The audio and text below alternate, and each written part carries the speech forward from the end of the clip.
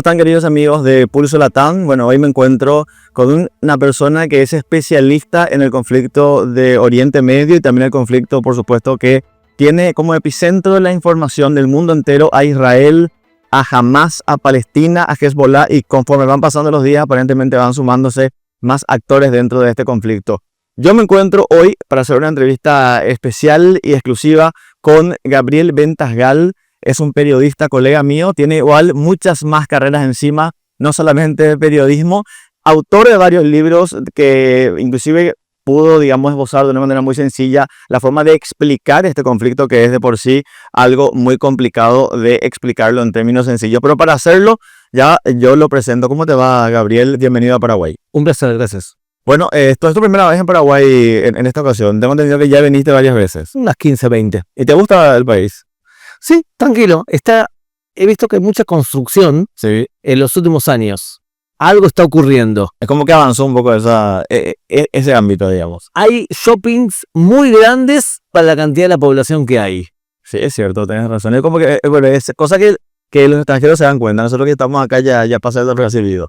Tenemos que hablar de esto y quiero arrancar con esto, Gabriel, antes de irnos al foco, que bueno, hoy ya es noticia en lo que está ocurriendo principalmente con el Líbano, luego de esta ofensiva de vuelta que hizo el ejército de Israel y aparentemente un acuerdo de paz en camino. Te quiero preguntar, antes de ir con ese punto, ¿cómo lo entendés vos, la cuestión de la victoria de Donald Trump en Estados Unidos, y cómo se puede ver eso, cómo podría convenir esto a un posible acuerdo de paz en Oriente Medio? Bueno, en general, en el Medio Oriente la gente le cree al que es sheriff y que no va a engañar. O sea, el sheriff que es creíble, la gente lo respeta. Y aquella persona que es débil, la gente no la toma en cuenta. Joe Biden era visto en el Medio Oriente como especialmente débil, pero también Barack Obama era visto como débil. Entonces, ¿quién es más creíble para Irán? ¿Trump o Kamala Harris? La respuesta es Trump. Entonces Trump tiene un estereotipo de aquel que, si te pasa de listillo, te puede atacar. Y de hecho ya Trump castigó a Irán. Le mató a nada menos que a Qasem Soleimani, que era el líder de la fuerza Al-Quds. Es el jefe del Estado Mayor del grupo quizás más ligado al terrorismo del mundo. Entonces Trump te dice que te va a castigar y le dice a Irán que le va a castigar. E Irán le cree. Los iraníes, cuando ven que alguien es creíble, sí actúan acorde a lo que se les exige. Los que también lo entienden esto es otro país que incita al terrorismo, que es Qatar. Qatar tanto miedo le tira a Trump que ha pedido a los oficiales de Hamas que se vayan de su país para no quedar pegados como aquellos que financiaron y apoyaron el terrorismo de Hamas. ¿Hasta dónde podría llegar en el caso de que eso ocurra? Todavía no podemos saber, va a ser un poco futurología periodística si se quiere. El hecho de que Donald Trump, porque una cosa es lo que él dice, otra cosa es lo que va a llegar a hacer cuando realmente asuma la presidencia, puede llegar a apoyar a Israel. ¿Hasta dónde crees vos que puede ir ese apoyo? Trump es parecido a Milei. Es bastante coherente entre lo que dice y lo que hace. Eso es peligroso para el mundo entero. Es lo que hay. Es lo que es. Entonces, cuando Trump te dice que va a darle a Israel todo lo necesario para que Israel termine el trabajo, te está diciendo, en otras palabras, que probablemente le entregue esas bombas especiales que hacen falta para poder liquidar los búnkers donde están las centrales nucleares de Irán. Puede ocurrir. Y lo segundo es que Trump también dice, yo empecé los acuerdos de Abraham, los acuerdos de paz entre Israel, Emiratos Árabes Unidos y Bahrein, voy a seguir otro paso. El próximo en que va a firmar la paz con Israel es Arabia Saudita. Bueno, ahí en ese punto te quiero interrumpir porque dijiste algo muy importante. Suponiendo que ocurra eso que mencionás, Gabriel, sabemos que Estados Unidos, al ser, digamos, pilar fundamental de la OTAN, y teniendo a Rusia respaldando en cierta manera a Irán, se habló mucho y se especuló mucho a nivel mediático, principalmente digo mediático porque todavía no se dieron indicios concretos de que esto vaya a pasar. Esto podría desencadenar algo que podría pasar un poco catastrófico al decirte esto, pero una tercera guerra mundial. No creo que Rusia salga a defender y a proteger a Irán como su aliado principal. Sí, son aliados importantes, pero me cuesta creer que Rusia coloque su prestigio en juego y su capacidad bélica cuando tiene problemas mucho mayores. Por ejemplo, la guerra en Ucrania. Si de alguna manera vamos a llegar a una escalada mayor, creo yo que va a ser en Europa y entre Ucrania y Rusia y no por el conflicto entre Israel e Irán. Ahora vamos de vuelta a Israel. El primer ministro de Israel, Benjamin Netanyahu, dijo que básicamente o da a entender como que se logró un cese a la violencia, al fuego. Incluso hacía un llamado, esto ocurrió nada más hace minutos, de que ya los israelíes que salieron de sus casas después de lo que pasó el pasado 7 de octubre pueden volver al norte. ¿Cómo tomas esta noticia? Como que la población en Israel no va a volver al norte. Netanyahu lo dice porque él cree que ya está encaminado el tema. Pero los ciudadanos israelíes, todo momento que vean que Hezbollah sigue disparando, no van a volver a sus casas. O sea, una cuestión más que nada comunicacional, ¿crees? Ayer Hezbollah disparó 150 cohetes contra el centro del país. Significa que claramente está marcando que tiene capacidad todavía misilística. Durante el día de hoy, Israel también atacó Beirut. ¿Para qué? Para que en caso de llegar a un cese de fuego, quede bien claro que Israel lo hizo desde la potencia y no desde la debilidad. Ahora, el cese de fuego que se habla es un cese de fuego muy endeble, porque se dice que Hezbollah va a retirarse hacia el norte del río Litani y se va a llevar con ellos las armas pesadas. Y también que Hezbollah va a permitir que el ejército oficial del Líbano entre al sur para contener a Hezbollah. Y además permite que Israel ataque cuando lo crea conveniente. Este tipo de acuerdo pinta a ser especialmente endeble. Entonces tú dirás, ¿y para qué lo firmaron entonces? Si todo el mundo entiende que es endeble. Porque creo que Israel prefiere que los demócratas se vayan del poder con aplausos que lograron un cese de fuego. O sea, es un cese al fuego falso, que podríamos decir con fines marqueteros políticos, por así decirlo. Yo creo que quizás hay buenas intenciones por parte del gobierno libanés que no es Hezbollah. Creo que Estados Unidos también tiene buenas intenciones y creo que la forma y la estructura hace presagiar que no va a durar mucho. O sea que esta declaración es, creo yo, más falsa que un dólar azul. Me gustó la comparación. Ahora, ¿cómo podrías explicarlo en términos sencillos, Gabriel, para el público que no es israelí, que no vive en Oriente Medio, de este lado del mundo, que le cuesta un poco entender Hamas, Hezbollah por un lado, Hamas no como parte del gobierno, Hezbollah como parte casi del gobierno libanés? ¿Cuáles son las diferencias principales entre ambos grupos que Estados Unidos considera terroristas? A ver, primero una cosa importante. Cuando hablas de terrorismo es muy importante que decidir y que decida la audiencia si es una charlita de café o es un tema técnico. Charlita de café es como hace, por ejemplo, la agencia EFE, que llama al terrorista miliciano. Y estoy hablando de agencias de poco nivel periodístico, creo yo. O como hace El País, que antes era un diario muy serio y ahora me parece que se ha transformado en una especie de pasquín del PSOE. Ahora, dicho esto, terrorismo es asesinar adrede a civiles para conseguir objetivos políticos en un marco de propaganda. Si tú asesinas a civiles para conseguir objetivos comerciales, eres la mafia. Y si tú asesinas a militares para conseguir objetivos políticos, eres la guerrilla. Eso es técnicamente. Entonces, sí, hay países que reconocen que Hamas, Hezbollah son grupos terroristas porque lo son. Y otros que no lo reconocen a pesar que lo son. Entonces, ¿cuál es la diferencia básica? Todo grupo radical islámico considera que el ideal de ellos es regresar a los días de Mahoma en el siglo VII y que considera que el mundo se divide en dos, lo que es Islam y lo que algún día será Islam. Se puede conseguir que el mundo sea musulmán a través de acciones de proselitismo, se llama da'wa en árabe, o fuerza física, jihad. Consideran que toda tu cultura, la cultura paraguaya, la cultura occidental, la cultura democrática, es jahiliyah, infección de Occidente. O sea que no están en contra de Israel puntualmente, están en contra de todo lo que sea Occidente. Por eso no es que solamente atacan los radicales islámicos a Israel, atacan a Europa, Francia, Inglaterra, Estados Unidos, atacan en todos lados porque ellos están en contra de la cultura occidental. En general tú vas a ver la manifestación del radicalismo islámico en cómo atacan a las mujeres. Son las primeras en que reciben el golpe.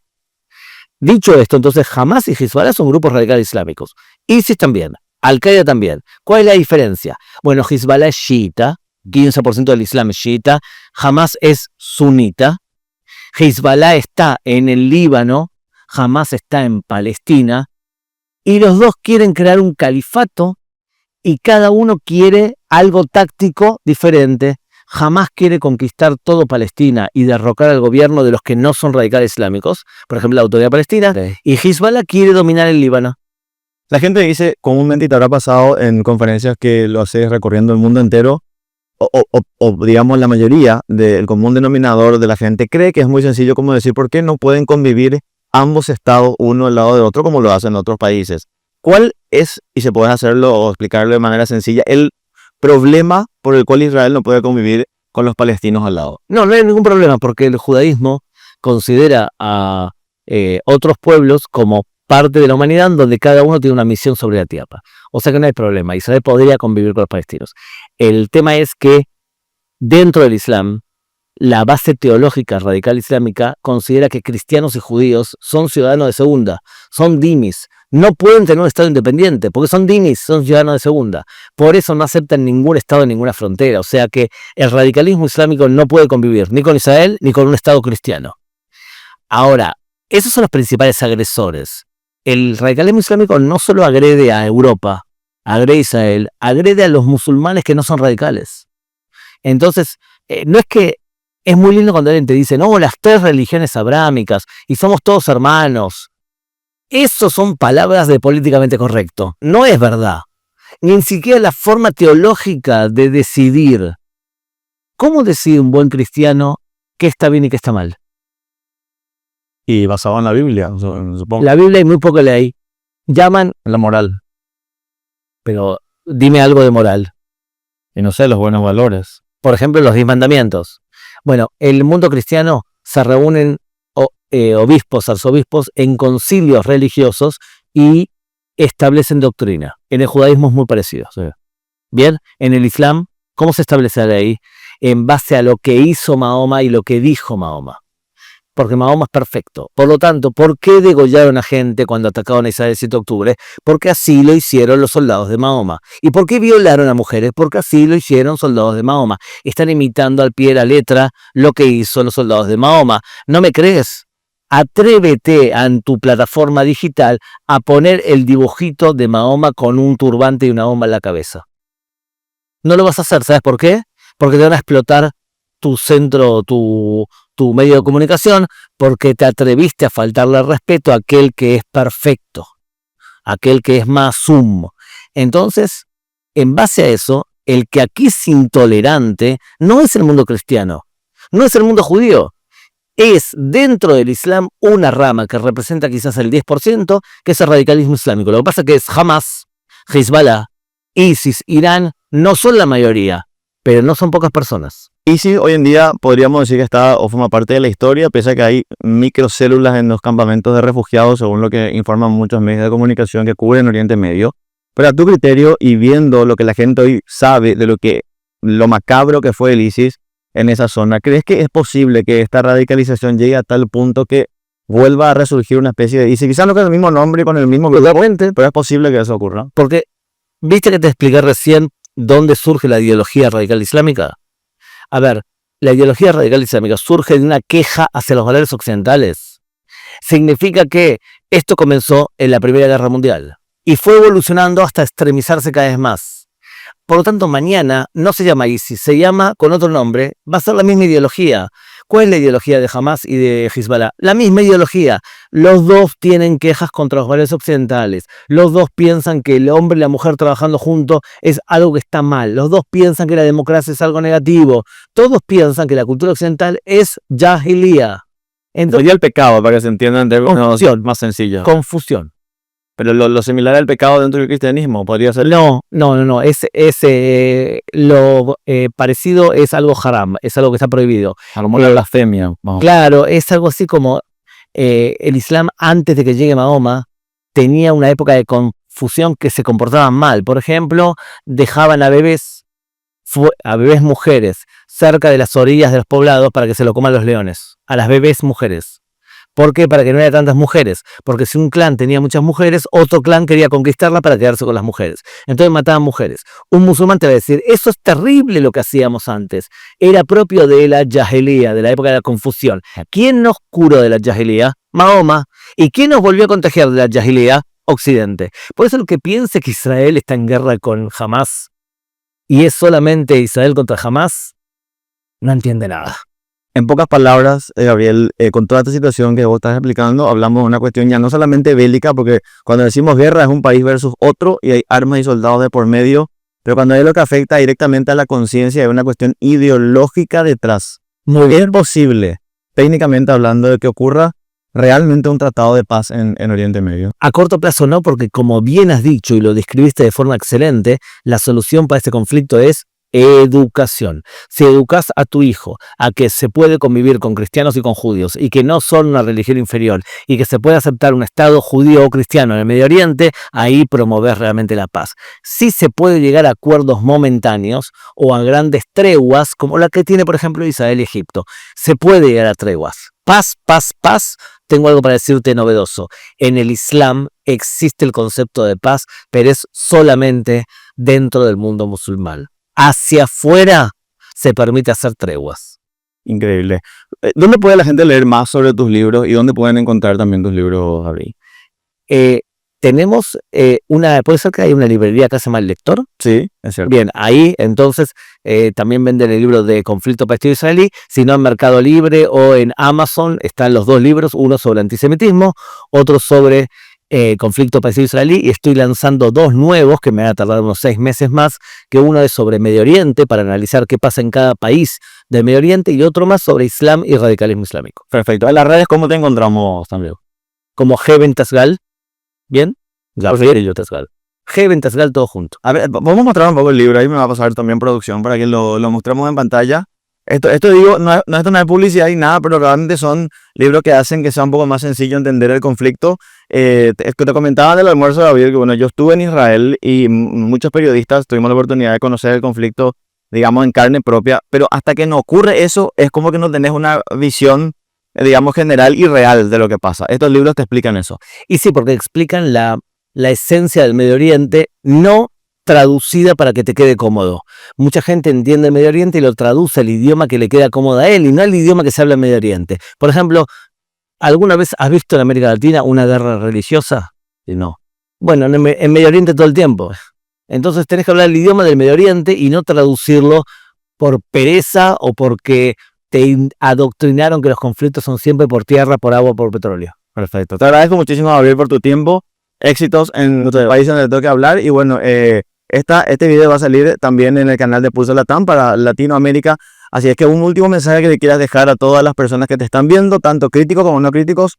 Este es un canal abierto a todo público. ¿Qué le quieres decir? Dos cosas importantes. La primera, creo yo que los países de América Latina pueden copiar ciertos éxitos que ha hecho Israel a través de varias premisas. La primera, estudiar más de una carrera. Es muy importante estudiar más de una carrera. Cuando mezclas cosas que aprendiste de varias carreras, siempre la gente es más creativa. Y lo segundo importante es tener una buena cultura del fracaso. Decime algo, yo te digo primero, sí. Decime alguna vez que hiciste algo que fracasaste. Muchas veces. Te digo algo yo, por ejemplo, escribí una novela pésima y la escribí 30 años después y la novela segunda es mejor. La primera novela era no publicable, era un desastre. Entonces, es importante que la gente cuente cuántas veces fracasó, porque si no, no nos animamos a probar nuevamente. Muchísimas gracias. Gracias, Gabriel. Por favor, empezar.